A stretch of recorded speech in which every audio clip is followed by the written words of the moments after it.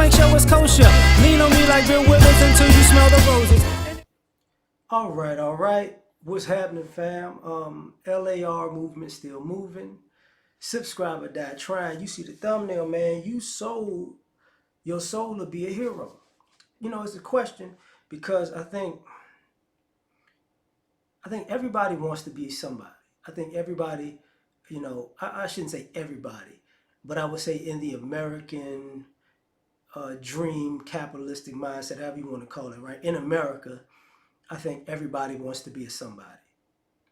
And to be a somebody, you can do something to be famous, or you can do something to be infamous, right?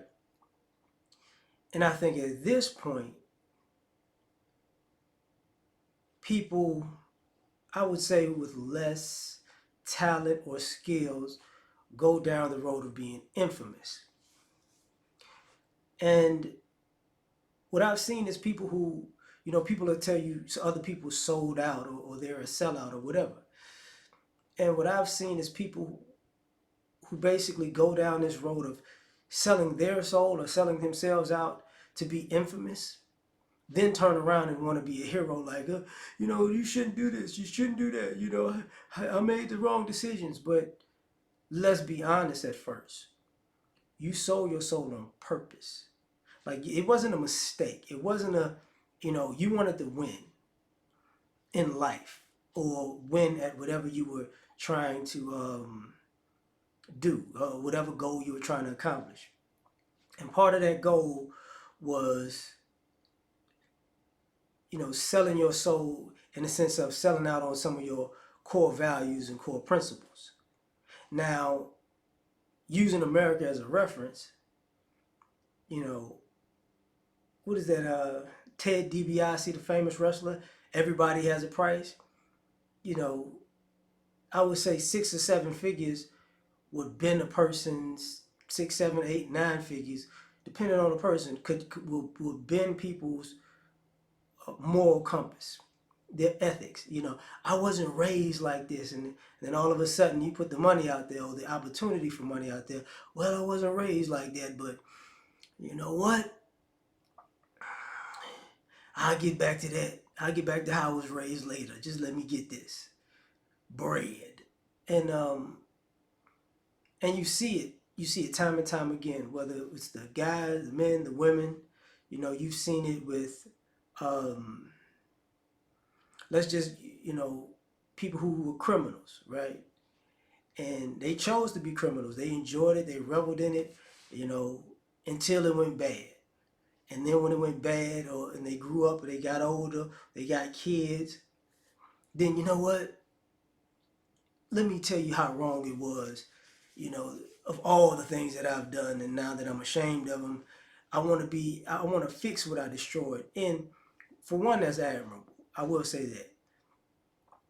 But I think one of the things that happens is either you're really not 10 toes down for being a hero like you were for the villain, or the people you've inspired to be the villain don't want to hear you become a hero, because no, you were more legendary as the bad guy. When you sold your soul, you were more legendary as that, and people want to be somebody. And infamy was your initial thing. Now, I don't know how we got here. Well, I kind of, well, American history is how we got here, because people have been, in American history, people have been famous for doing devilish deeds pretty much since the inception of what we consider the United States of America. Prior to it, up to it now. And we go, we have that people can change, people can grow, people can evolve. And it's like, are people, like, are these people becoming a hero because they actually want to atone and change, and do a 180 from who they were in their past to who they are in their present, and be somebody different in the future?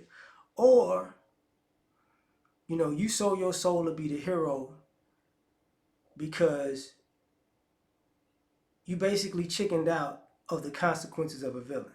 Like you realize at some point, you know what?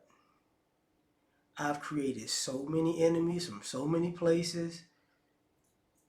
I need to be the hero now because if I don't, you know, I need them to give me a pass. Because if I've changed, then they can't really come at me the same way I came at them. Which is, you know, it's a gamble that's worked a lot because the person that attacks you when you go from villain to hero is looked at as a bad guy because for some odd reason all of your past indiscretions are supposed to be, you know, wiped from the record. You're supposed to be have carte blanche, but you sold your soul to be a hero. You know, did you like? You like I'm at, like, did you really sell your soul to be a hero? Because you see it, you know, with a lot of people in social media now. You know, they went, you know, far, far to the extreme. You could, you know, even for the ladies, you could say Black China or prior to her, um, Corinne Stephens. You know, she was famous for being infamous, and then the years went on, and it's like, you know what? Now she's a whole new person. You know, I'm different. It's like, yeah. You see it in the quote unquote pro black community. You know, and now you know you pro black, you hotepping it up, but really you know you sold your soul to go down a path for that. Like I'll say it in this way: you had just as much opportunity to make a deal with God as you did making a deal with the devil. You chose to make a deal with the devil, and then you wanted to back out on the deal. You get what I'm saying? So, and this ain't Constantine. Like, you know, you know, God might not save you in the 11th hour while you're getting dragged to hell. So, you know, some people sell their soul and they're like, I gotta, you know, pack up these good deeds because I made a bad decision. But you sold your soul even though on the back end you felt like you made a bad decision, but you were well informed of what you were getting into when you made the decision. So it's kind of like, you know, you asked for this. But tell me what you think. Like, share, subscribe, or die trying. Catch y'all on the next one. Peace.